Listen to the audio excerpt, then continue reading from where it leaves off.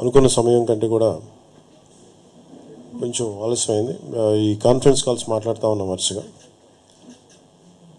అన్ని జిల్లాలు మన పిఆర్ మిషన్ అందరితో కూడా మాట్లాడి, అధికారులందరితో కూడా మాట్లాడి క్షేత్రస్థాయిలో ఏం చేయాలి, వీటన్నిటి మీద ఏమేం చేస్తారు వాటి మీద ఒక రిపోర్ట్, అలాగే proper directions principal secretary, honourable principal secretary Shri Shashibhushan గారు, అలాగే పంచాయతీరాజ్ డైరెక్టర్ శ్రీ కృష్ణతేజ్ గారు లీడ్ చేశారు.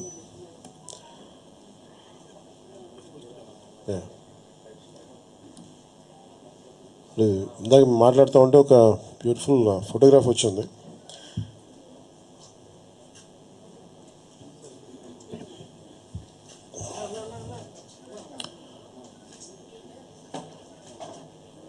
ఇది ఇంటర్నేషనల్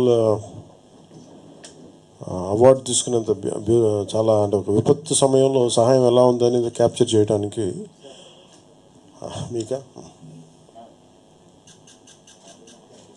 ఫోటోగ్రాఫ్. ఇది డ్రోన్ ఒక 8 కేజీల ఫుడ్ ప్యాకెట్ని ఎట్లాగా అది వాళ్ళకి అందజేస్తుంది అనేది, ఆల్మోస్ట్ మోకాళ్ళు నడుము లోతు నీళ్ళల్లో ఆ డ్రోన్ ఎలా పనిచేస్తున్నాయి అనేది జస్ట్ చూపించడానికి. ఇది నేను చెప్పినట్టుగా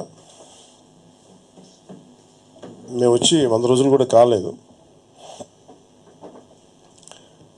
చాలా ఛాలెంజెస్ మధ్యలో, ఆర్థికమైన ఇబ్బందులుండి, ఇలాంటి పరిస్థితుల్లో చాలా సమర్థవంతంగా రాష్ట్ర ప్రభుత్వం, అధికార యంత్రాంగం పనిచేయడానికి ఇది చాలా బలమైన తార్కాణం. అది